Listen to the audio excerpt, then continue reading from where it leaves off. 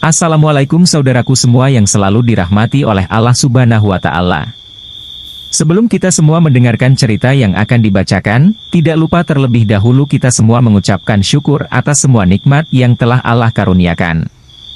Selanjutnya, mari kita dengarkan cerita yang akan dibacakan. Abu Nawas tertipu obat ajaib. Memang semua sudah tahu dan kagum akan kecerdasan Abu Nawas, tak ada yang meragukan sama sekali. Pada suatu hari, Raja Harun ar-Rasyid telah mempermalukan Abu Nawas dengan menyiram air kencing di depan para tamu undangan. Abu Nawas hanya bisa terdiam, namun dalam hati dia merencanakan sesuatu di lain hari. Kisahnya figur Abu Nawas ini memang sangat lihai dalam menyelesaikan masalah. Tidak hanya lucu saja, akan tetapi juga bijaksana sehingga Abu Nawas tidak dapat dianggap enteng. Raja sangat bangga memiliki warga seperti Abu Nawas ini. Namun, pada pihak lain dari diri Abu Nawas juga sangat menjengkelkan Raja karena ulahnya yang selalu tidak tahu diri. Oleh karena itulah Baginda Raja tak pernah berhenti memeras otaknya untuk membalas Abu Nawas. Seperti pada tahun-tahun sebelumnya, setiap bulan Rabiul Awal diadakan acara Maulid Nabi. Sambil tersenyum, Baginda Raja bergumam dalam hati, "Awas ya kamu Abu Nawas, kali ini kamu pasti kena." Acara Maulid Nabi pun tibalah waktunya, dan diselenggarakan di istana. Pada saat itu semua pembesar negeri hadir termasuk putra-putra mahkota dari kerajaan sebelah, termasuk pula Abu Nawas ikutan diundang. Dengan perintah Raja, semua yang hadir di acara Maulid Nabi tersebut dipersilahkan untuk berdiri dan kemudian disirami dengan air mawar yang menebarkan bau harum. Kecuali Abu Nawas, dia disiram dengan air kencing. Membalas tipuan Raja setelah disiram dengan air kencing tersebut, jadi sadarlah Abu Nawas kalau dirinya telah dipermalukan di depan para pembesar negeri. Dia bungkam 1000 bahasa dan hanya bisa bergumam dalam hati. "Baiklah, hari ini Paduka telah memberiku kuah tak sedap, esok hari aku akan membalasnya dengan isinya." Sejak saat itu Abu Nawas tidak pernah menjejakkan kakinya di istana. Raja pun menjadi kangen dibuatnya karena kelucuannya saat bercerita. Ketika Raja memanggilnya ke istana, rupanya Abu Nawas tidak bersedia dengan alasan sakit yang membuat tubuhnya lemah lunglai. Karena khawatir telah terjadi sesuatu dengan diri Abu Nawas, Raja pun ingin menengoknya diiringi dengan beberapa petinggi kerajaan. Pucuk dicinta ulam tiba, begitu mendengar Raja menuju ke rumahnya, Abu Nawas yang dalam keadaan segar bugar itu pun langsung memasang aksi. Matanya terpejam, badan tergeletak lemah lunglai. Namun, sebelum dia beraksi demikian, dia telah terlebih dahulu menyuruh istrinya menyiapkan obat ajaib yang berbentuk bulatan kecil. Dan di antara bulatan obat ajaib itu terdapat 2 butir yang dibubuhi tinja di dalamnya. Tak berapa lama kemudian Raja sudah ada di depan pintu rumah Abu Nawas. "Wahai Abu Nawas, apa yang kamu telan itu?" tanya Raja. "Inilah yang disebut obat ajaib, resepnya hamba peroleh lewat mimpi tadi malam. Jika saya menelan 2 butir niscaya akan sembuh," jawab Abu Nawas yang terlentang dan segera bangun setelah menelan pil yang kedua. "Kalau begitu, aku juga mau minum obat ajaib itu," kata Raja. "Baiklah tuanku." Paduka berbaringlah dan pejamkan mata seperti hamba sekarang ini, tidak boleh duduk, apalagi berdiri, kata Abu Nawas.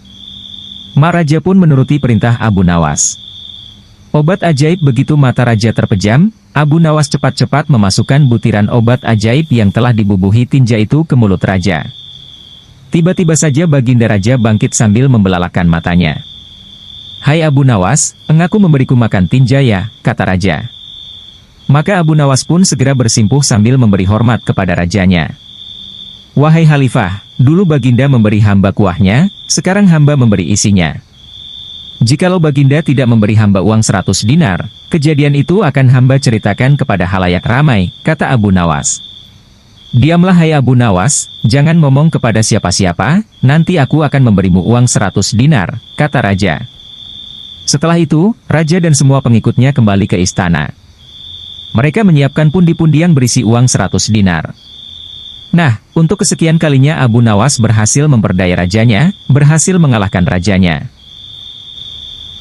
Abu Nawas mendemo sang hakim atau kadi. Pada suatu sore, ketika Abu Nawas sedang mengajar murid-muridnya, ada 2 orang tamu datang ke rumahnya. Yang seorang adalah wanita tua penjual kahwa, sedang satunya lagi adalah seorang pemuda berkebangsaan Mesir. Wanita tua itu berkata beberapa patah kata kemudian diteruskan dengan si pemuda Mesir. Setelah mendengar pengaduan mereka, Abu Nawas menyuruh murid-muridnya menutup kitab mereka. Sekarang pulanglah kalian. Ajak teman-teman kalian datang kepadaku pada malam hari ini sambil membawa cangkul, penggali, kapak dan martil serta batu. Murid-murid Abu Nawas merasa heran, namun mereka begitu patuh kepada Abu Nawas. Dan mereka merasa yakin gurunya selalu berada membuat kejutan dan berada di pihak yang benar. Pada malam harinya mereka datang ke rumah Abu Nawas dengan membawa peralatan yang diminta oleh Abu Nawas. Berkata Abu Nawas, "Hai kalian semua. Pergilah malam hari ini untuk merusak rumah Tuan Kadi yang baru jadi." "Hah, merusak rumah Tuan Kadi?" gumam semua muridnya keheranan. "Apa, kalian jangan ragu. Laksanakan saja perintah gurumu ini," kata Abu Nawas menghapus keraguan murid-muridnya. "Barang siapa yang mencegahmu, jangan kau pedulikan, terus pecahkan saja rumah Tuan Kadi yang baru. Siapa yang bertanya, katakan saja aku yang menyuruh merusak. Barang siapa yang hendak melempar kalian, maka pukullah mereka dan lemparilah dengan batu." Habis berkata demikian, murid-murid Abu Nawas bergerak ke arah rumah Tuan Kadi. Laksana demonstran mereka berteriak-teriak menghancurkan rumah Tuan Kadi. Orang-orang kampung merasa heran melihat kelakukan mereka. Lebih-lebih ketika tanpa basa-basi lagi mereka langsung merusak rumah tua Kadi. Orang-orang kampung itu berusaha mencegah perbuatan mereka, namun karena jumlah murid-murid Abu Nawas terlalu banyak maka orang-orang kampung tak berani mencegah. Melihat banyak orang merusak rumahnya, Tuan Kadi segera keluar dan bertanya, "Siapa yang menyuruh kalian merusak rumahku?" Murid-murid itu menjawab, "Guru kami Tuan Abu Nawas yang menyuruh kami." Habis menjawab begitu mereka bukannya berhenti malah terus menghancurkan rumah Tuan Kadi hingga rumah itu roboh dan rata dengan tanah. Tuan Kadi hanya bisa marah-marah karena tidak orang yang berani membelanya. "Dasar Abu Nawas provokator, orang gila. Besok pagi aku akan melaporkannya kepada Baginda." Benar, esok harinya Tuan Kadi mengadukan kejadian semalam sehingga Abu Nawas dipanggil menghadap Baginda. Setelah Abu Nawas menghadap Baginda, ia ditanya, "Hai Abu Nawas, apa sebabnya kau merusak rumah Kadi itu?" Abu Nawas menjawab, "Wahai tuanku, sebabnya ialah pada suatu malam hamba bermimpi, bahwasanya Tuan Kadi menyuruh hamba merusak rumahnya. Sebab rumah itu tidak cocok baginya, ia menginginkan rumah yang lebih bagus lagi. Ya, karena mimpi itu maka hamba merusak rumah Tuan Kadi." Baginda berkata, "Hai Abu Nawas, bolehkah hanya karena mimpi sebuah perintah dilakukan? Hukum dari negeri mana yang kau pakai itu?" Dengan tenang Abu Nawas menjawab, "Hamba juga memakai hukum Tuan Kadi yang baru ini tuanku." Mendengar perkataan Abu Nawas seketika wajah Tuan Kadi menjadi pucat. Latar diam 1000 bahasa. "Hai Kadi, benarkah kau mempunyai hukum seperti itu?" tanya Baginda. Tapi Tuan Kadi tiada menjawab, wajahnya nampak pucat, tubuhnya gemetaran karena takut. "Abu Nawas, jangan membuatku pusing, jelaskan kenapa ada peristiwa seperti ini," perintah Baginda. "Baiklah." Abu Nawas tetap tenang. "Baginda, beberapa hari yang lalu ada seorang pemuda Mesir datang ke negeri Baghdad ini untuk berdagang sambil membawa harta yang banyak sekali. Pada suatu malam ia bermimpi kawin dengan anak Tuan Kadi dengan mahar sekian banyak. Ini hanya mimpi Baginda." Tetapi Tuan Kadi yang mendengar kabar itu langsung mendatangi si pemuda Mesir dan meminta mahar anaknya. Tentu saja pemuda Mesir itu tak mau membayar mahar hanya karena mimpi. Nah, disinilah terlihat arogansi Tuan Kadi. Ia ternyata merampas semua harta benda milik pemuda Mesir sehingga pemuda itu menjadi seorang pengemis gelandangan dan akhirnya ditolong oleh wanita tua penjual kahwa. Baginda terkejut mendengar penuturan Abu Nawas, tapi masih belum percaya 100%, maka ia memerintahkan Abu Nawas agar memanggil si pemuda Mesir. Pemuda Mesir itu memang sengaja disuruh Abu Nawas menunggu di depan istana, jadi mudah saja bagi Abu Nawas memanggil pemuda itu ke hadapan Baginda. Berkata Baginda Raja, "Hai anak Mesir, ceritakanlah hal ihwal dirimu sejak engkau datang ke negeri ini." Ternyata cerita pemuda Mesir itu sama dengan cerita Abu Nawas. Bahkan pemuda itu juga membawa saksi yaitu Pak Tua pemilik tempat kos dia menginap. "Kurang ajar, ternyata aku telah mengangkat seorang kadi yang bejat moralnya." Baginda sangat murka.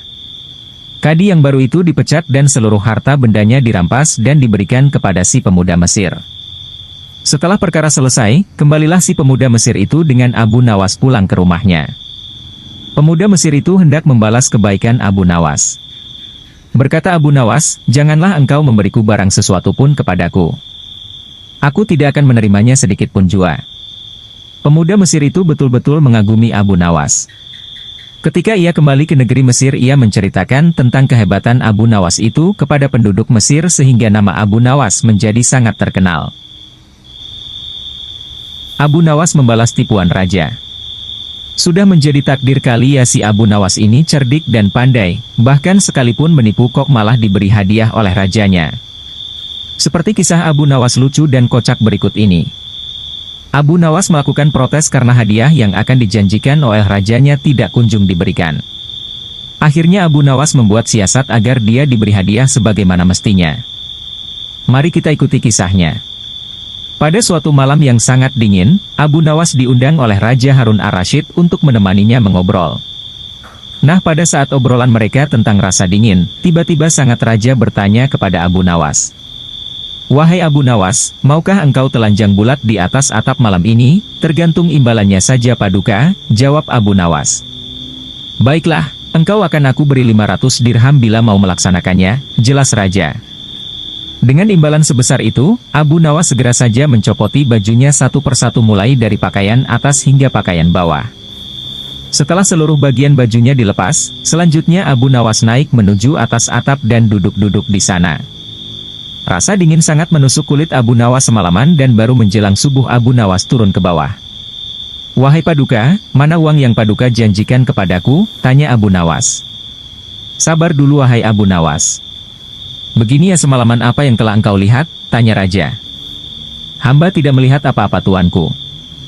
Hanya seberkas cahaya yang nampak dari kejauhan saja," jawab Abu Nawas. "Kalau begitu, engkau tidak berhak mendapatkan imbalan karena engkau telah dihangati oleh cahaya itu," ujar raja. "Loh, bagaimana bisa begitu Paduka? Hamba semalam hampir mati kedinginan," protes Abu Nawas. Akan tetapi sang raja tidak mau mendengar protes dari Abu Nawas, bahkan sang raja menyuruh Abu Nawas untuk segera pulang ke rumahnya. Dengan perasaan yang masih kedinginan disertai rasa sedih, akhirnya Abu Nawas meninggalkan istana menuju rumahnya.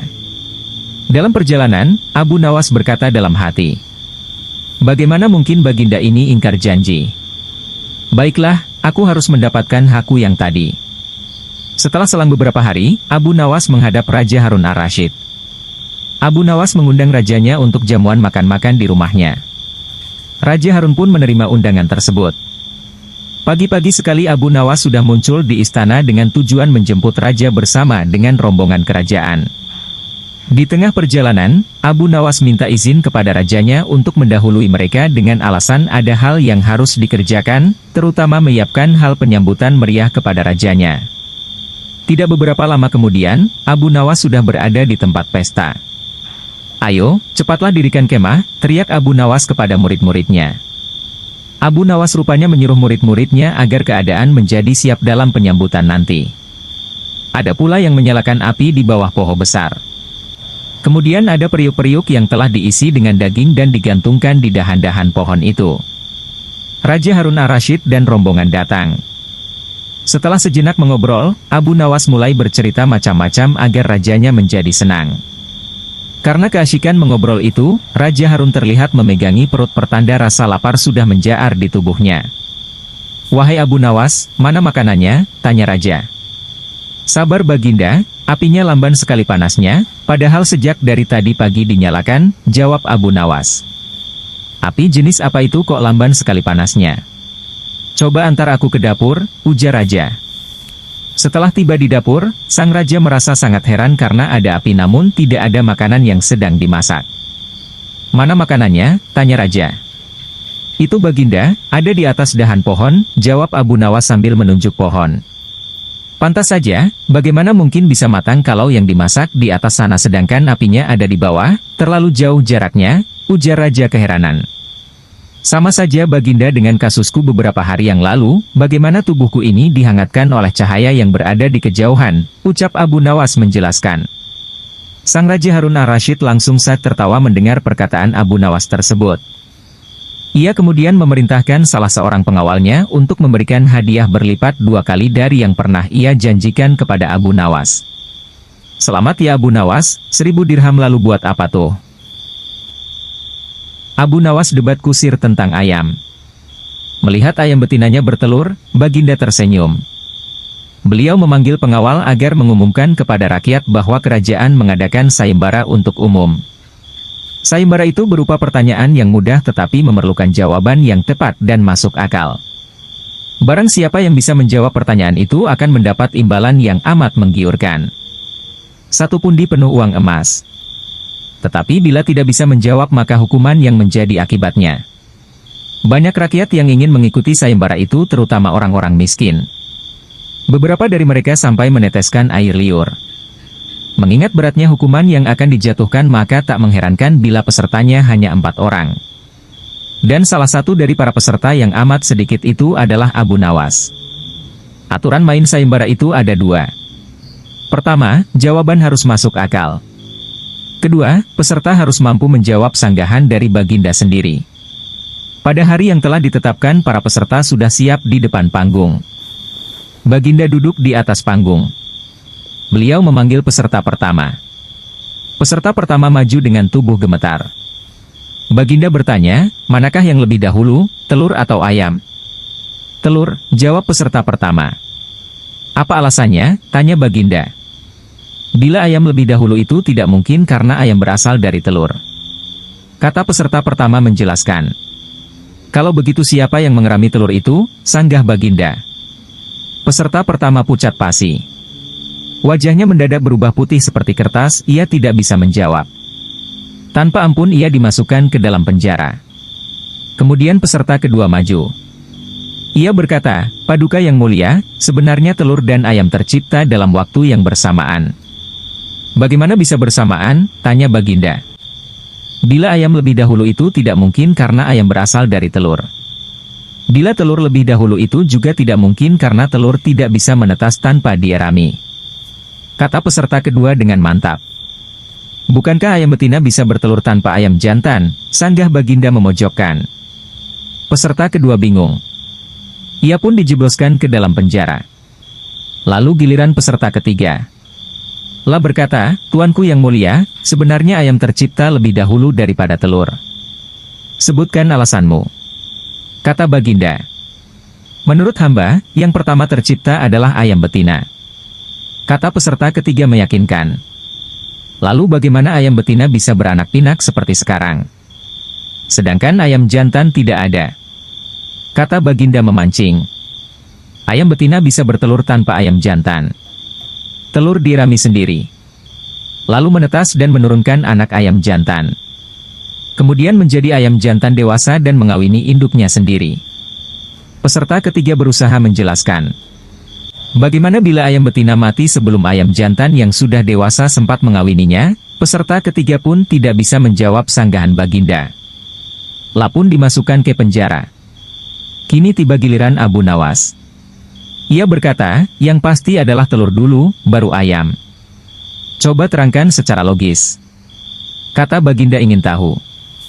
Ayam bisa mengenal telur, sebaliknya telur tidak mengenal ayam. Kata Abu Nawas singkat. Agak lama Baginda Raja merenung. Kali ini Baginda tidak nyanggah alasan Abu Nawas. Abu Nawas membalas kekejaman sang raja. Abu Nawas hanya tertunduk sedih mendengarkan penuturan istrinya. Tadi pagi beberapa pekerja kerajaan atas Titan langsung Baginda Raja membongkar rumah dan terus menggali tanpa bisa dicegah. Kata mereka tadi malam Baginda bermimpi bahwa di bawah rumah Abu Nawas terpendam emas dan permata yang tak ternilai harganya. Tetapi setelah mereka terus menggali ternyata emas dan permata itu tidak ditemukan. Dan Baginda juga tidak meminta maaf kepada Abu Nawas. Apabila mengganti kerugian. Inilah yang membuat Abu Nawas memendam dendam. Lama Abu Nawas memeras otak, namun belum juga ia menemukan muslihat untuk membalas Baginda. Makanan yang dihidangkan oleh istrinya tidak dimakan karena nafsu makannya lenyap. Malam pun tiba, namun Abu Nawas tetap tidak beranjak. Keesokan hari Abu Nawas melihat lalat-lalat mulai menyerbu makanan Abu Nawas yang sudah basi. Ia tiba-tiba tertawa riang. Tolong ambilkan kain penutup untuk makananku dan sebatang besi, Abu Nawas berkata kepada istrinya. Untuk apa? Tanya istrinya heran. Membalas Baginda Raja, kata Abu Nawas singkat. Dengan muka berseri-seri Abu Nawas berangkat menuju istana. Setiba di istana Abu Nawas membungkuk hormat dan berkata, Ampun tuanku, hamba menghadap tuanku Baginda hanya untuk mengadukan perlakuan tamu-tamu yang tidak diundang. Mereka memasuki rumah hamba tanpa izin dari hamba dan berani memakan makanan hamba. Siapakah tamu-tamu yang tidak diundang itu wahai Abu Nawas? Sergap Baginda kasar. Lalat-lalat ini tuanku, kata Abu Nawas sambil membuka penutup piringnya. Kepada siapa lagi kalau bukan kepada Baginda junjungan hamba mengadukan perlakuan yang tidak adil ini. Lalu keadilan yang bagaimana yang engkau inginkan dariku? Tanya Raja. Hamba hanya menginginkan izin tertulis dari Baginda sendiri agar hamba bisa dengan leluasa menghukum lalat-lalat itu. Baginda Raja tidak bisa mengelakkan diri menotak permintaan Abu Nawas karena pada saat itu para menteri sedang berkumpul di istana. Maka dengan terpaksa Baginda membuat surat izin yang isinya memperkenankan Abu Nawas memukul lalat-lalat itu dimanapun mereka hinggap. Tanpa menunggu perintah Abu Nawas mulai mengusir lalat-lalat di piringnya hingga mereka terbang dan hinggap di sana-sini. Dengan tongkat besi yang sudah sejak tadi dibawanya dari rumah, Abu Nawas mulai mengejar dan memukuli lalat-lalat itu. Ada yang hinggap di kaca. Abu Nawas dengan leluasa memukul kaca itu hingga hancur, kemudian vas bunga yang indah, kemudian giliran patung hias sehingga sebagian dari istana dan perabotannya remuk diterjang tongkat besi Abu Nawas. Bahkan Abu Nawas tidak merasa malu memukul lalat yang kebetulan hinggap di tempayan Baginda Raja. Baginda Raja tidak bisa berbuat apa-apa kecuali menyadari kekeliruan yang telah dilakukan terhadap Abu Nawas dan keluarganya. Dan setelah merasa puas, Abu Nawas mohon diri. Barang-barang kesayangan Baginda banyak yang hancur. Bukan hanya itu saja, Baginda juga menanggung rasa malu. Kini ia sadar betapa kelirunya berbuat semena-mena kepada Abu Nawas. Abu Nawas yang nampak lucu dan sering menyenangkan orang itu ternyata bisa berubah menjadi garang dan ganas serta mampu membalas dendam terhadap orang yang mengusiknya. Abu Nawas pulang dengan perasaan lega. Istrinya pasti sedang menunggu di rumah untuk mendengarkan cerita apa yang dibawa dari istana. Siasat Abu Nawas menaklukkan monyet. Pada suatu hari Abu Nawas tengah melihat pertunjukan monyet ajaib.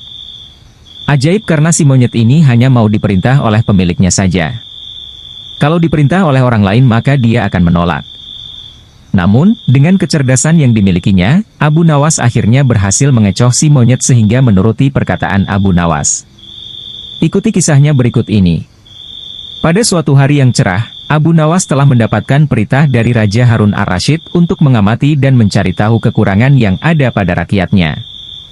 Maklumlah, selain terkenal sebagai penyair ulung, Abu Nawas juga termasuk salah satu orang kepercayaan Baginda Raja.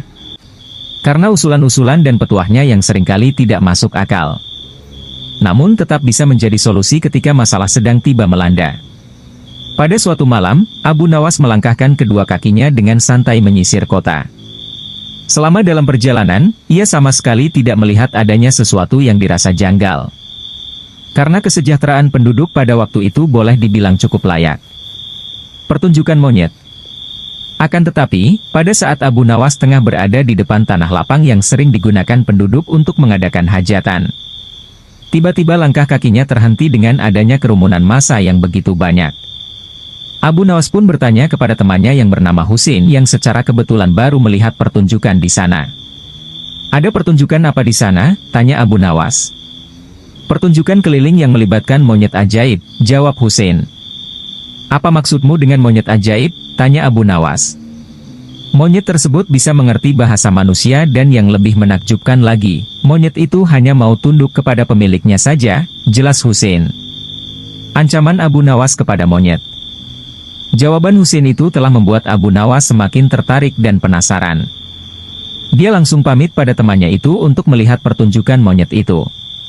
Ketika Abu Nawas sudah berada di tengah kerumunan pada penonton. Ternyata, sang pemilik monyet dengan bangga menawarkan hadiah yang cukup besar bagi siapa saja yang sanggup membuat monyet itu mengangguk-angguk. Tak heran bila banyak di antara penonton mencoba satu persatu, mereka berusaha dengan berbagai cara untuk membuat monyet itu mengangguk-angguk. Namun, hasilnya adalah sia-sia belaka. Melihat kegigihan si monyet tersebut, Abu Nawas semakin penasaran. Akhirnya Abu Nawas maju ke depan untuk mencobanya. Setelah berhadapan dengan monyet itu, Abu Nawas bertanya, "Tahukah engkau siapa aku ini?" Si monyet menggeleng-gelengkan kepala. "Apakah engkau tidak takut kepadaku?" tanya Abu Nawas. Si monyet menggelengkan kepalanya. Abu Nawas berhasil. "Apakah engkau takut kepada tuanmu?" tanya Abu Nawas memancing dan si monyet mulai ragu. "Bila engkau tetap diam, maka aku akan laporkan kepada tuanmu," ancam Abu Nawas kepada monyet. Seketika itu juga, si monyet yang pada dasarnya hanya takut kepada tuannya, secara spontan saja mengangguk-anggukan kepala. Hore! Sontak saja para penonton bersorak karena ada orang yang mampu membuat si monyet mengangguk-anggukan kepala. Karena keberhasilan Abu Nawas tersebut, maka ia telah mendapatkan hadiah berupa uang yang lumayan banyak. Di lain pihak, si pemilik monyet bukan main marahnya. Pemilik monyet pun memukuli monyetnya dengan sebatang kayu karena malu terhadap pertunjukan itu. Abu Nawas basuh tangan 120 kali. Abu Nawas bekerja sebagai orang kepercayaan Raja Ali Ibnu Bakri. Abu Nawas dikenali sebagai orang cerdik dan ahli dongeng yang termasyur. Suatu hari Raja mengalami ketegangan pikiran selepas bekerja sepanjang hari mengurus rakyat. Sang Raja memerintahkan kepada Abu Nawas bercerita mengenai kisah-kisah aneh dan ajaib, yang menjadi kegemaran Sang Raja, untuk menghilangkan sedikit ketegangan jiwa yang dialaminya. Kebiasaannya, Raja mendengar kisah-kisah Abu Nawas pada malam hari, yaitu sebelum Sang Raja menidurkan matanya. Abu Nawas menjawab, dengan senang hati, "Wahai Raja yang baik dan bahagia." Dikisahkan, wahai Raja yang bahagia, salah seorang pelayan istana berkata kepada Raja Cina, "Wahai Raja zaman ini, tuan rumah memerintahkan para pelayannya agar mengambil air dan semua yang diperlukan untuk membasuh tangan salah seorang tamunya yang dianggap agak ganjil dan aneh. Tamu itu lalu membasuh tangannya dengan air bercampur sabun, garam dan daun sebanyak 120 kali basuhan. Selepas itu barulah ia makan ragut, sejenis makanan yang berasal dari sebuah desa di Baghdad, tetapi pemuda itu memakannya seolah-olah dengan perasaan jijik dan mual. Sementara kami memandangnya dengan penuh keheranan, sebab tangannya dan malah sekujur tubuhnya menggigil. Bila kami melihat tangannya, barulah kami mengetahui bahwa ibu jarinya terpotong, dia makan hanya dengan 4 jari, sehingga menyebabkan makanan itu berjatuhan dari tangannya. Kami menyoalnya dengan heran, apa yang terjadi dengan ibu jarimu? Apakah Tuhan menciptakanmu dalam keadaan seperti ini, atau apakah engkau pernah mengalami kemalangan?" Pemuda itu menyahut, "Demi Tuhan, bukan hanya ibu jari ini saja yang hilang, tetapi juga ibu jari tanganku yang satu lagi, dan tumit kedua-dua kakiku, seperti yang akan kalian lihat." Lalu dia menunjukkan tangan kirinya dan kedua-dua kakinya. Kami melihat bahwa tangan kirinya nampak seperti tangan kanannya dan kedua-dua kakinya tidak mempunyai tumit. Ketika kami melihatnya, keheranan kami semakin bertambah, hingga kami berkata padanya, "Kami tak sabar menunggu kisahmu dan penyebab terpotongnya kedua ibu jari serta tumit kakimu dan mengapa engkau membasuh tanganmu 120 kali. Pemuda itu berkata, "Ayahku adalah salah seorang pedagang yang paling terkemuka di Baghdad pada masa pemerintahan Khalifah Harun al-Rashid. Tetapi ayahku gemar minum anggur dan bermain musik kecapi, sehingga ketika dia meninggal ayahku tidak mewariskan sesuatu pun kepadaku. Aku melaksanakan upacara pemakaman baginya, mengadakan pengajian Al-Quran, dan terus berkabung untuknya dalam masa yang cukup lama. Lalu aku membuka kedai peninggalan ayahku dan mendapati bahwa dia hanya meninggalkan sedikit harta dan banyak hutang. Maka aku terpaksa menjelaskan dan membayar ke semua hutang ayahku dengan membayarnya beransur-ansur. Aku mula melakukan jual beli dan membayar hutang ayahku minggu demi minggu, hingga akhirnya aku berjaya menjelaskan ke semua hutang ayahku dan modalku mula bertambah. Suatu hari, ketika aku sedang duduk di kedaiku, datanglah ke pasar seorang gadis muda yang cantik, yang kecantikannya belum pernah kulihat tandingannya, berpakaian mewah dan dihiasi permata. Dia menaiki seekor keledai betina, dengan seorang hamba sahaya berkulit hitam berjalan di hadapannya dan seorang lagi di belakangnya. Gadis itu turun dari keledainya dan terus memasuki pasar. Baru saja dia melangkahkan kakinya ke pasar, seorang pengawal datang mengikutinya dan berkata, "Tuan Putri, masuklah, Tapi jangan sampai ada orang yang mengenalimu, sebab kita akan menghadapi kesukaran. Lalu pengawal itu berdiri berjalan di hadapan sang gadis, sambil melihat-lihat kedai. Tetapi karena mendapati tidak ada kedai yang buka kecuali kedaiku, gadis itu mendatangi kedaiku. Gadis itu menegurku, lalu duduk. Tiba-tiba Fajar pun menyingsing. Abu Nawas terdiam, lalu sang raja berkata, "Ceritamu benar-benar aneh dan indah." Abu Nawas menjawab, "Esok malam ceritanya lagi menarik dan lagi indah." Belajar dari buah kisah Abu Nawas kali ini tentang renungan. Ya, renungan tentang seputar buah yang bernama buah arbei melawan buah labu. Abu Nawas dikenal memiliki pemikiran cerdas dan hampir bisa dipastikan dirinya memiliki solusi atas sebuah masalah yang tengah dihadapi. Selain itu, Abu Nawas juga dikenal sebagai saudagar buah-buahan yang dipanen dari kebun miliknya sendiri yang lumayan luas. Bahkan saking luasnya kebun yang dimiliki Abu Nawas, sejauh mata memandang yang terlihat adalah bak permadani hijau yang tumbuh subur. Pada suatu hari, Abu Nawas melakukan pengawasan, melihat-lihat kebunnya tersebut. Dirinya berjalan kaki menyisiri kebunnya melewati tiap petak kebun yang ditanami berbagai macam sayur mayur dan buah-buahan segar. Abu Nawas sangat bangga dan bahagia melihat tanamannya yang tumbuh subur dan menghasilkan banyak buah yang berkualitas. Ucapan puja dan puji syukur terus-menerus terucap dari bibir Abu Nawas kepada Tuhan. Inspeksi kebun buah. Pada siang hari yang cukup terik itu, perjalanan Abu Nawas yang sedang mengawasi lahan kebun miliknya mendadak berhenti pada sebuah petak di mana tumbuh subur pepohonan arbei. Abu Nawas memandangi dengan detail tiap bagian pohon arbei miliknya tersebut. Dirinya memperhatikan rantingnya, daunnya hingga buahnya yang nampak segar bergelantungan. Karena terik matahari begitu panas tepat di atas kepala dan dirinya merasa lelah, Abu Nawas kemudian berhenti dan beristirahat di bawah pohon arbei yang lebat. Bekal makanan yang sudah disiapkan oleh istrinya segera dibuka dan disantapnya.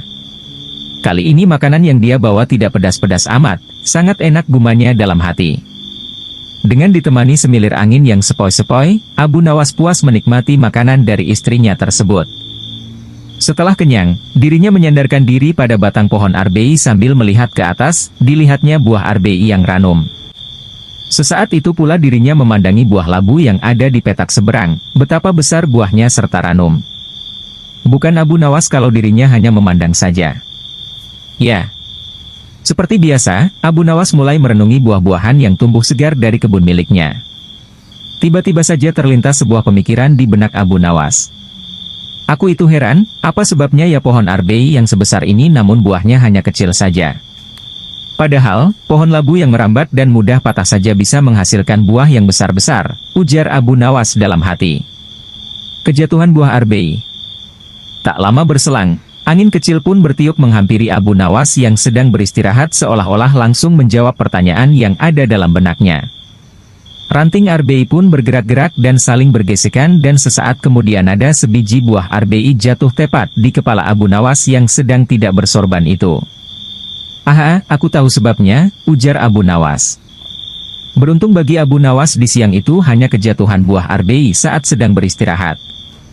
Bagaimana jadinya jika saat itu dirinya kejatuhan buah labu? Allah Subhanahu wa Ta'ala menciptakan semua makhluknya yang ada di muka bumi ini dengan kekurangan dan kelebihan masing-masing, di mana semua itu berjalan sesuai dengan fungsinya, saling keterikatan dan saling membutuhkan. Abu Nawas dan pukulan jadi dinar. Pada suatu hari Abu Nawas menghadap ke istana. Ia pun bercakap-cakap dengan Sultan dengan riang gembira. Tiba-tiba terlintas dalam pikiran di benak Sultan. Bukankah ibu si Abu Nawas ini sudah meninggal? Aku ingin mencoba kepandaiannya sekali lagi. Aku ingin menyuruh dia membawa ibunya ke istanaku ini. Kalau berhasil akan aku beri hadiah 100 dinar. Hai, Abu Nawas, titah Sultan. Besok bawalah ibumu ke istanaku, nanti aku beri engkau hadiah 100 dinar. Abu Nawas kaget. Bukankah beliau sudah tahu kalau ibuku sudah meninggal, tapi mengapa beliau memerintahkan itu, pikirnya.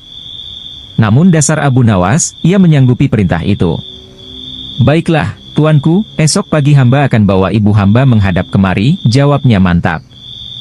Setelah itu ia pun mohon diri. Sesampai di rumah, setelah makan dan minum, ia pergi lagi.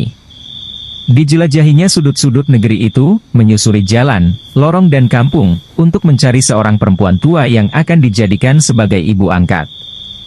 Rupanya tidak mudah menemukan sesosok perempuan tua. Setelah memeras tenaga mengayun langkah ke sana kemari hingga jontor, barulah ia menemukan yang dicari. Perempuan itu adalah seorang pedagang kue apem di pinggir jalan yang sedang memasak kue-kue dagangannya. Dihampirinya perempuan tua itu. "Hai, ibu, bersediakah engkau kujadikan ibu angkat?" kata Abu Nawas. "Kenapa engkau berkata demikian?" tanya si ibu tua itu. "Apa alasannya?" Maka diceritakanlah perihal dirinya yang mendapat perintah dari Sultan agar membawa ibunya ke istana. Padahal ibunya sudah meninggal.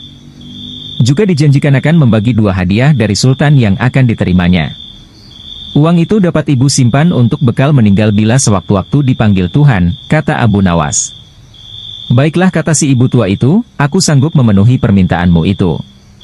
Setelah itu Abu Nawas menyerahkan sebuah tasbih dengan pesan agar terus menghitung biji tasbih itu meskipun di depan Sultan, dan jangan menjawab pertanyaan yang diajukan. Sebelum meninggalkan perempuan itu, Abu Nawas wanti-wanti agar rencana ini tidak sampai gagal. Untuk itu ia akan menggendong perempapan tua itu ke istana. "Baiklah anakku, moga-moga Tuhan memberkatimu," kata si ibu tua. "Dan terutama kepada ibuku." Keesokan harinya pagi-pagi sekali Abu Nawas sudah sampai di istana lalu memberikan salam kepada Sultan. "Waalaikumsalam, Abu Nawas," jawab Sultan. Setelah itu Sultan memandang Abu Nawas. Bukan main terkejutnya Sultan melihat Abu Nawas menggendong seorang perempuan tua. "Siapa yang kamu gendong itu?" tanya Sultan. "Diakah ibumu? Tapi kenapa siang begini kamu baru sampai?" "Benar tuanku, inilah Ibu Patik, beliau sudah tua dan kakinya lemah dan tidak mampu berjalan kemari, padahal rumahnya sangat jauh. Itu sebabnya Patik gendong ibu kemari," kata Abu Nawas sambil mendudukkan ibu tua di hadapan Sultan.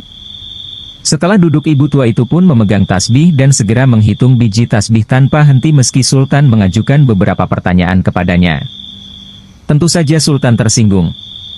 "Ibumu sangat tidak sopan, lagi pula apa yang dikatakannya itu sampai tidak mau berhenti?"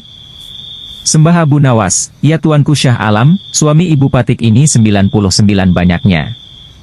Beliau sengaja menghafal nama-nama mereka satu persatu, dan tidak akan berhenti sebelum selesai semuanya." 100 dinas. Demi mendengar ucapan Abu Nawas tadi perempuan tua itu pun melempar tasbih dan bersembah datang kepada Sultan. "Ya tuanku Syah Alam," katanya. "Adapun Patik ini dari muda sampai tua begini hanya seorang suami hamba. Apabila sekarang ini berada di hadapan tuanku, itu adalah atas permintaan Abu Nawas. Dia berpesan agar Patik menghitung-hitung biji tasbih dan tidak menjawab pertanyaan tuanku. Nanti Abu Nawas akan membagi 2 hadiah yang akan diterimanya dari tuanku." Begitu mendengar ucapan perempuan tua itu Sultan tertawa dan menyuruh memukul Abu Nawas 100 kali. Ketika perintah itu akan dilaksanakan, Abu Nawas minta izin untuk dipertemukan dengan Sultan. "Ya tuanku, hukuman apakah yang akan tuanku jatuhkan kepada hamba ini? Karena engkau berjanji kepadaku akan membawa ibumu kemari. Aku pun berjanji akan memberi hadiah uang 100 dinar. Tapi karena kamu tidak bisa memenuhi janjimu, dapatlah engkau 100 kali pukulanku," kata Sultan.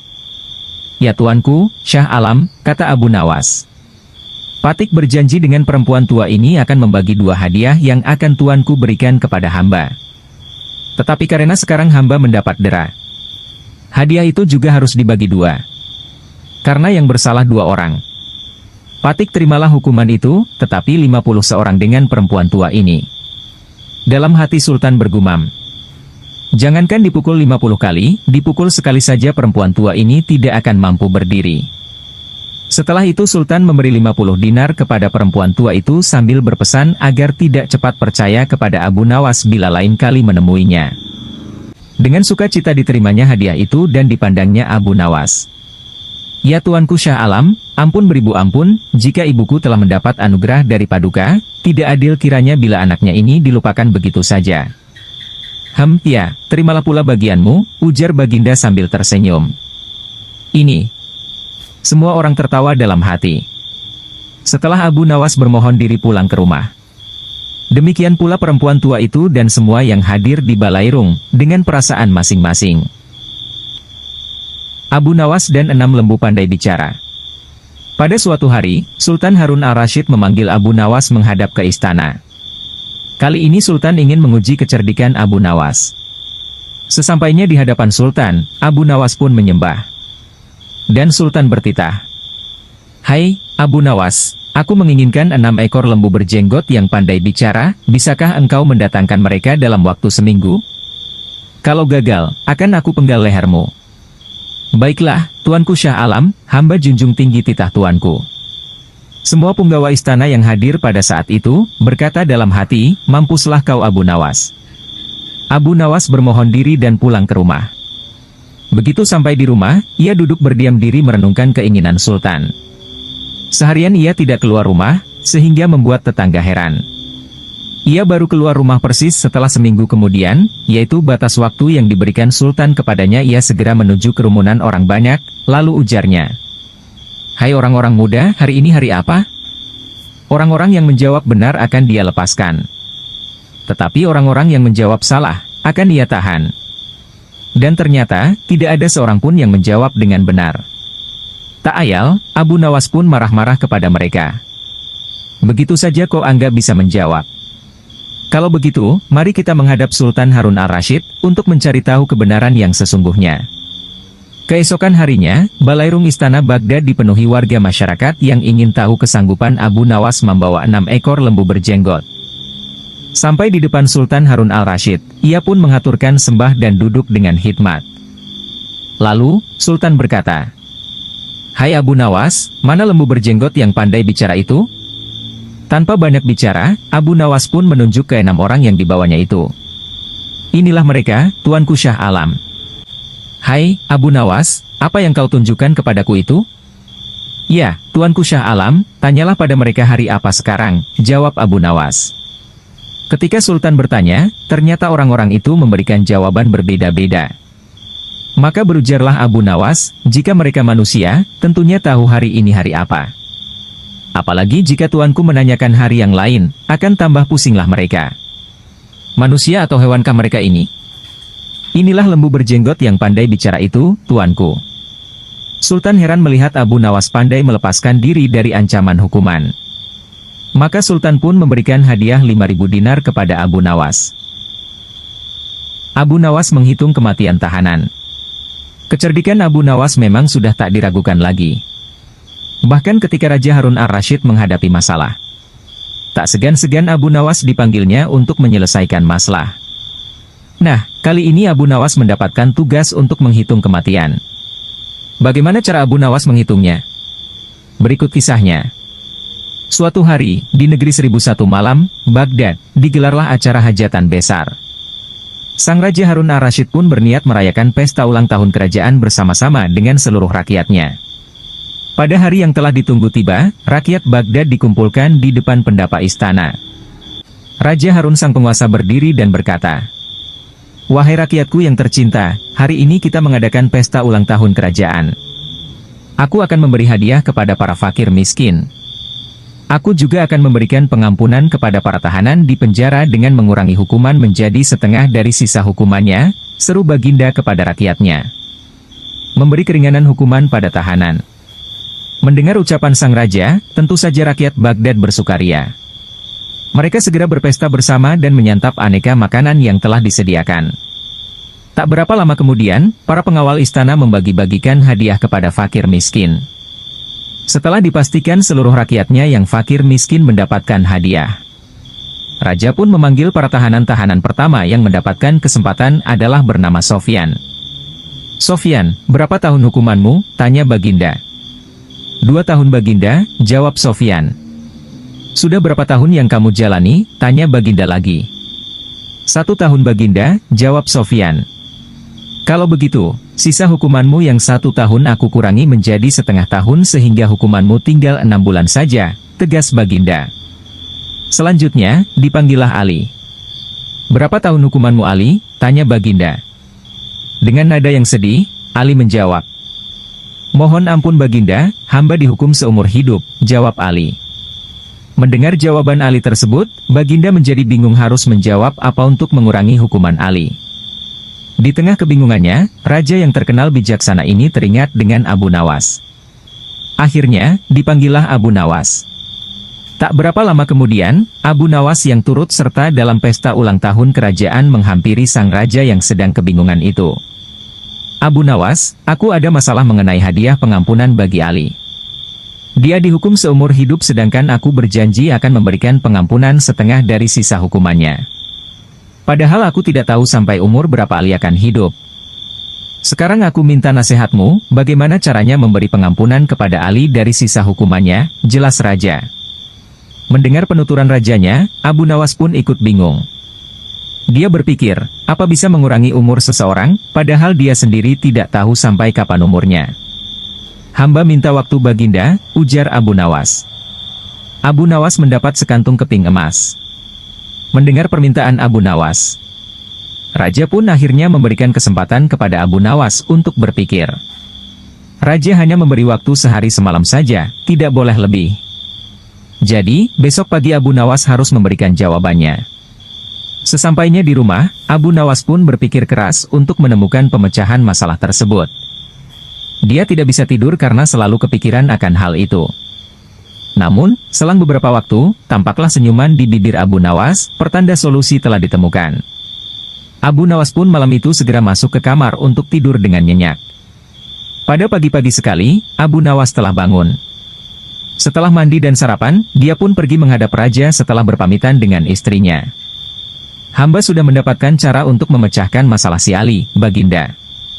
Begini Baginda, sebaiknya si Ali ini berada di luar penjara dan bisa bebas selama 1 hari. Lalu pada esoknya, dia dimasukkan lagi ke dalam penjara selama 1 hari pula. Lusa juga demikian, sehari bebas, sehari di penjara, begitu berlangsung terus selama umur si Ali itu, jelas Abu Nawas. Baginda Raja tersenyum. Engkau memang pandai Abu Nawas. Kalau begitu, kamu juga akan aku beri hadiah, yaitu sekantung keping emas, ujar sang raja. Setelah itu, Abu Nawas pulang dengan wajah yang ceria. Abu Nawas menduduki singgasana raja. Jika tak dapat berkelit dari hukuman, maka bukan Abu Nawas namanya. Ia selalu memiliki banyak cara dan alasan agar lolos dari hukuman. Dengan tenangnya Abu Nawas ini menduduki singgasana raja, bahkan ia sampai menjual harga diri rajanya agar lolos dari hukuman. Berikut kisahnya. Kecerdikan akal dan pikiran Abu Nawas sudah tersebar di seluruh penjuru kerajaan yang dipimpin oleh Raja Harun ar-Rasyid. Bahkan raja sendiri pun mengakui kehebatan Abu Nawas hingga mengajaknya tinggal di istana. Raja Harun telah memberikan kebebasan kepada Abu Nawas untuk keluar masuk istana tanpa prosedur yang berbelit. Dengan hadirnya Abu Nawas di istana, maka raja dapat setiap saat meminta pertimbangan pendapat kepada Abu Nawas dalam setiap keputusannya, sebagai penasehat kerajaan. Namun, tampaknya kali ini Abu Nawas mulai bosan tinggal di istana, ia tidak terbiasa dengan hidup berfoya-foya. Meskipun semua yang diinginkan selalu tersedia. Namun Abu Nawas memilih ingin tinggal di luar istana. Ia rindu sekali untuk menggarap sawah dan merawat hewan ternaknya. Dari sinilah kemudian muncul dalam pikiran Abu Nawas untuk keluar dari istana. Diputarlah otaknya untuk mencari alasan agar ia bisa keluar. Menduduki singgasana raja. Setelah semalaman dipikirkan, Abu Nawas menemukan cara jitu untuk keluar dari lingkungan istana. Pada keesokan harinya, ia sengaja bangun pagi-pagi sekali kemudian pergi ke ruang utama istana. Saat itu suasana masih sepi. Hanya terdapat beberapa pengawal. Raja Harun sendiri masih terbaring di tempat tidurnya. Pada saat Abu Nawas itulah Abu Nawas mendekati singgasana raja dan mendudukinya. Tak hanya itu saja, Abu Nawas juga mengangkat kaki dan menyilangkan salah satu kakinya seolah-olah dialah rajanya. Melihat kejadian itu, beberapa pengawal kerajaan terpaksa mengangkap Abu Nawas. Mereka menilai bahwa siapapun tidak berhak duduk di singgasana raja kecuali Raja Harun sendiri. Barang siapa yang menempati tahta raja, termasuk dalam kejahatan yang besar dan hukuman mati yang diberikan. Para pengawal menangkap Abu Nawas kemudian menyeretnya turun dari tahta dan memukulinya. Mendengar teriakan Abu Nawas yang kesakitan, raja menjadi terbangun dan menghampirinya. "Wahai pengawal, apa yang kalian lakukan?" tanya raja. "Ampun Baginda, Abu Nawas telah lancang duduk di singgasana paduka. Kami terpaksa menyeret dan memukulinya," jawab salah seorang pengawal. Sesaat setelah itu, Abu Nawas tiba-tiba saja menangis. Tangisannya sengaja ia buat kencang sekali sehingga banyak menyita perhatian penduduk istana lainnya. "Benarkah yang dikatakan pengawal itu, wahai Abu Nawas?" kata Raja Harun. "Benar Paduka," jawab Abu Nawas. Tujuan keluar istana tercapai. Raja sangat terkejut dengan penuturan Abu Nawas itu. Jika sesuai peraturan yang ada, Abu Nawas akan dikenai hukuman mati. Namun, Raja Harun tak sampai hati melaksanakannya mengingat begitu banyak jasa yang diberikan Abu Nawas kepada kerajaan. "Sudahlah, tak usah menangis.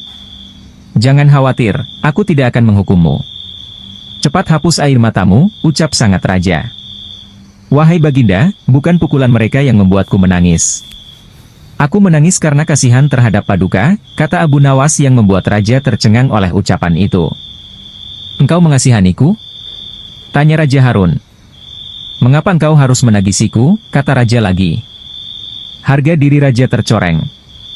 Abu Nawas menjawab, "Wahai raja, aku cuma duduk di tahtamu sekali. Tapi mereka telah memukuliku dengan begitu keras. Apalagi Paduka telah menduduki tahta selama 20 tahun. Pukulan seperti apa yang akan Paduka terima?" "Aku menangis karena memikirkan nasib Paduka yang malang," jawab Abu Nawas. Jawaban itu membuat raja tak bisa berbuat apa-apa. Ia tak menyangka Abu Nawas menjual harga dirinya di depan banyak pengawal. Oleh karena itu, Raja Harun hanya menghukum Abu Nawas untuk dikeluarkan dari istana. "Baiklah jika demikian. Mulai detik ini kamu harus keluar dari sitanaku," kata raja sedikit geram. "Terima kasih Paduka, memang itulah yang saya kehendaki," balas Abu Nawas sambil menyalami Raja Harun untuk kemudian pamit keluar dari istana. Abu Nawas hamil dan melahirkan. Sultan Harun al-Rashid masyghul berat. Konon, penyebabnya sudah 7 bulan Abu Nawas tidak menghadap ke istana. Akibatnya, suasana Balairung jadi lengang, sunyi senyap. Sejak dilarang datang ke istana, Abu Nawas memang benar-benar tidak pernah muncul di istana. "Mungkin Abu Nawas marah kepadaku," pikir Sultan. Maka diutuslah seorang punggawa ke rumah Abu Nawas. "Tolong sampaikan kepada Sultan, aku sakit hendak bersalin," jawab Abu Nawas kepada punggawa yang datang ke rumah Abu Nawas menyampaikan pesan Sultan. "Aku sedang menunggu dukun beranak untuk mengelurkan bayiku ini," kata Abu Nawas lagi sambil mengelus-elus perutnya yang buncit. "Ajaib benar," kata Baginda dalam hati, setelah mendengar laporan punggawa setianya. "Baru hari ini aku mendengar kabar seorang lelaki bisa hamil dan sekarang hendak bersalin. Dulu mana ada lelaki melahirkan? Aneh." Maka timbul keinginan Sultan untuk menengok Abu Nawas. Maka berangkatlah dia diiringi sejumlah menteri dan para punggawa ke rumah Abu Nawas. Begitu melihat Sultan datang, Abu Nawas pun berlari-lari menyambut dan menyembah kakinya, seraya berkata, "Ya Tuanku Syah Alam, berkenan juga rupanya Tuanku datang ke rumah hamba yang hina dina ini." Sultan dipersilahkan duduk di tempat yang paling terhormat, sementara Abu Nawas duduk bersila di bawahnya. "Ya Tuanku Syah Alam, apakah kehendak Duli Syah Alam datang ke rumah hamba ini? Rasanya bertahta selama bertahun-tahun baru kali ini Tuanku datang ke rumah hamba," tanya Abu Nawas. "Aku kemari karena ingin tahu keadaanmu," jawab Sultan. "Engkau dikabarkan sakit hendak melahirkan dan sedang menunggu dukun beranak. Sejak zaman nenek moyangku hingga sekarang, aku belum pernah mendengar ada seorang lelaki mengandung dan melahirkan. Itu sebabnya aku datang kemari." Abu Nawas tidak menjawab, ia hanya tersenyum. "Coba jelaskan perkataanmu. Siapa lelaki yang hamil dan siapa dukun beranaknya?" tanya Sultan lagi. Maka dengan senang hati berceritalah Abu Nawas. Konon, ada seorang raja mengusir seorang pembesar istana. Tetapi setelah 5 bulan berlalu, tanpa alasan yang jelas, sang raja memanggil kembali pembear tersebut ke istana. Ini ibarat hubungan laki-laki dan perempuan yang kemudian hamil tanpa menikah. Tentu saja itu melanggar adat dan agama, menggegerkan seluruh negeri. Lagi pula apabila seorang mengeluarkan titah, tidak boleh mencabut perintahnya lagi. Jika itu dilakukan, ibarat menjilat air ludah sendiri, itulah tanda-tanda pengecut. Oleh karena itu harus berpikir masak-masak sebelum bertindak. Itulah tamsil seorang lelaki yang hendak bersalin. Adapun dukun beranak yang ditunggu, adalah Baginda kemari. "Baginda kemari," kata Abu Nawas. Adapun beranak yang ditunggu kedatangan Baginda kemari, kata Abu Nawas. Dengan kedatangan Baginda kemari, berarti hamba sudah melahirkan. Yang dimaksud dengan bersalin adalah hilangnya rasa sakit atau takut hamba kepada Baginda. Bukan begitu, kata Sultan. Ketika aku melarang kamu datang lagi ke istana, itu tidak sungguh-sungguh, melainkan hanya bergurau. Besok datanglah engkau ke istana, aku ingin bicara denganmu. Memang di sana banyak menteri, tetapi tidak seperti kamu. Lagi pula selama engkau tidak hadir di istana, selama itu pula hilanglah cahaya balairungku. Segala titah Baginda, patik junjung tinggi tuanku. Sembah Abu Nawas dengan takzim. Tetapi Sultan cuma geleng-geleng kepala. Dan tidak seberapa lama kemudian Sultan pun kembali ke istana dengan perasaan heran bercampur geli. Abu Nawas menampar pipi raja. Abu Nawas dengan sifat berani menegur sang raja agar mengetahui kondisi rakyat yang dipimpinnya. Ia sengaja telah membiarkan pipi sang raja ditampar oleh orang Yahudi. Tapi anehnya, raja tak membalas kelakuan Abu Nawas itu, malah berterima kasih karenanya. Berikut kisahnya. Pada suatu hari, Abu Nawas singgah di rumah kenalannya, seorang Yahudi. Di sana tengah berlangsung permainan musik yang meriah. Banyak orang yang menonton sehingga suasana begitu meriah. Semua tamu yang hadir terlibat dalam permainan musik indah itu, termasuk Abu Nawas yang baru saja masuk. Ada yang bermain kecapi, ada yang menari-nari dan sebagainya, semuanya bersuka cita. Ketika para tamu sudah kehausan, tuan rumah menyuguhkan kopi kepada para hadirin. Masing-masing mendapat secangkir kopi, termasuk Abu Nawas. Ketika Abu Nawas hendak meminum kopi itu, ia ditampar oleh si Yahudi. Namun karena sudah terlanjur larut dalam kegembiraan, hal itu tidak ia hiraukan dan diangkatnya lagi cangkirnya, tapi lagi-lagi ditampar. Ternyata tamparan yang diterima Abu Nawas pada malam itu cukup banyak sampai acara selesai sekitar pukul 2 dini hari. Pesta musik dengan suguhan secangkir kopi. Di tengah jalan, baru terpikir oleh Abu Nawas. Jahat benar perangai Yahudi itu, main tampar saja. Kelakuan seperti itu tidak boleh dibiarkan berlangsung di Baghdad. Tapi, apa dayaku hendak melarangnya, pikirnya dalam hati. Aha! Aku ada akal, guman Abu Nawas selanjutnya. Keesokan harinya, Abu Nawas menghadap Raja Harun ar-Rasyid di istana. Tuanku, ternyata di negeri ini ada suatu permainan yang belum pernah hamba kenal, sangat aneh, lapor Abu Nawas. Di mana tempatnya? Tanya Baginda. Di tepi hutan sana Baginda, kata Abu Nawas. Mari kita lihat, ajak Baginda.